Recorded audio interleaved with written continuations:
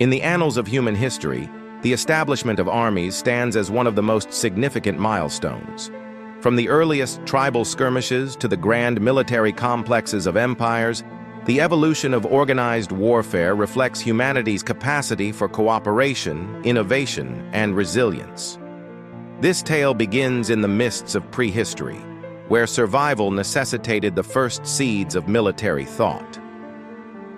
The tribal beginnings. In the Neolithic period, as human societies transitioned from nomadic hunter-gatherers to settled agricultural communities, the need to protect resources became paramount. Early tribes, faced with threats from rival groups or predatory animals, began forming rudimentary defense units. Armed with sharpened stones, wooden clubs, and later bronze weapons, these early warriors were as much protectors as they were providers. The tribal leader often doubled as the war chief, guiding the group in hunting and battle. Strategies were simple: ambushes, direct confrontations, and exploiting natural terrains like rivers or cliffs. Communication during battles relied on signals, such as drum beats or war cries, laying the foundation for the coordinated tactics that would define armies in later eras. City-states and the dawn of professional soldiers. With the rise of Mesopotamian city-states like Ur and Babylon, warfare became more structured. The fertile lands between the Tigris and Euphrates rivers were both a blessing and a curse, inviting invasions. To counteract these threats, city-states began to organize standing armies, a revolutionary concept at the time. Sumerian city-states deployed phalanx-like formations where infantry stood shoulder to shoulder, wielding spears and shields. Chariots, pulled by onagers, wild asses, became a hallmark of early Mesopotamian warfare, providing mobility and a psychological edge on the battlefield. These developments required resources and training, leading to the first dedicated military professionals. Simultaneously, in ancient Egypt, the unification of Upper and Lower Egypt under Pharaoh Narmer, circa 3100 BCE, heralded the creation of a centralized military force. The Egyptian army was notable for its hierarchical structure and use of archers, infantry, and war chariots. Soldiers were not merely fighters, they were also builders, constructing the iconic pyramids during peacetime. Empires and military bureaucracies. The establishment of larger empires necessitated more sophisticated armies. The Assyrian Empire, circa 900 BCE, is often credited with developing one of the first true military machines. Assyrian armies were highly disciplined, employing engineers to construct siege weapons like battering rams and mobile towers. The empire also pioneered psychological warfare, spreading fear through their reputation for brutality. In Persia, the Achaemenid Empire under Cyrus the Great and later Darius I introduced the concept of a multicultural army. The Persian military drew soldiers from across its vast territories, creating a melting pot of tactics and expertise. The elite force, the Immortals, symbolized the empire's power and unity, remaining an iconic image of ancient military prowess. Greece and the birth of citizen soldiers. The Greek city-states, particularly Sparta and Athens, offered a contrasting vision of military organization. Sparta's society was entirely geared towards warfare. Boys were trained from a young age in the agage, a rigorous system designed to produce disciplined warriors.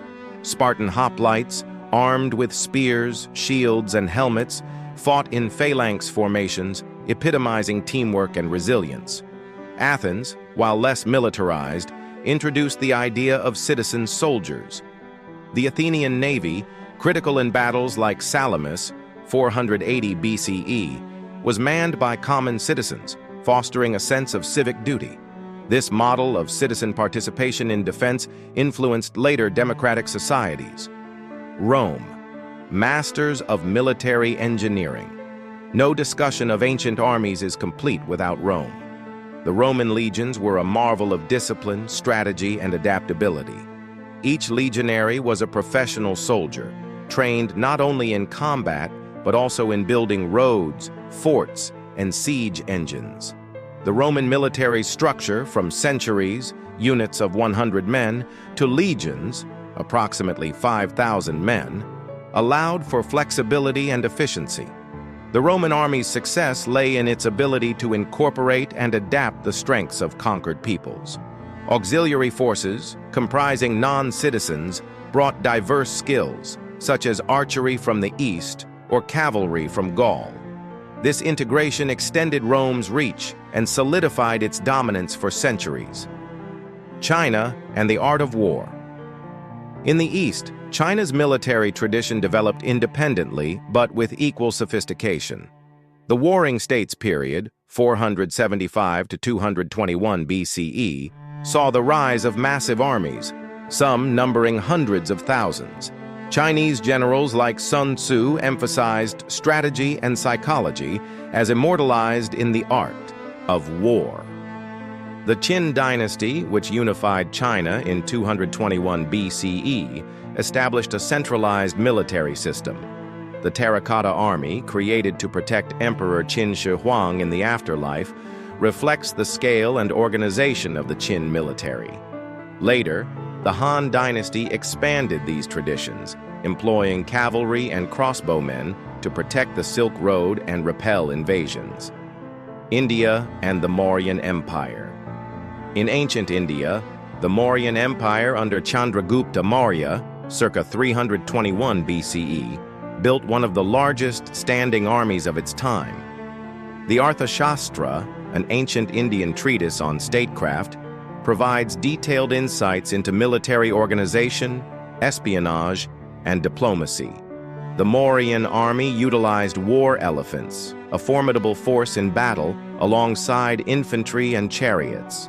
Ashoka the Great, Chandragupta's grandson, initially expanded the empire through military conquest, but later embraced Buddhism, advocating for nonviolence.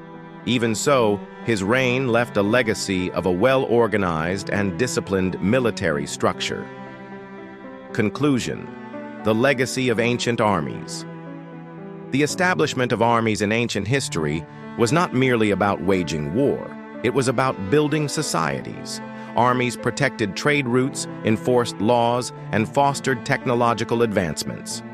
From the tribal warriors of the Neolithic age to the disciplined legions of Rome, these early military organizations laid the groundwork for the complex and multifaceted armies of today. Their stories remind us that the history of armies is, in many ways, the history of humanity itself, a tale of conflict, cooperation, and the unyielding quest for survival and dominance.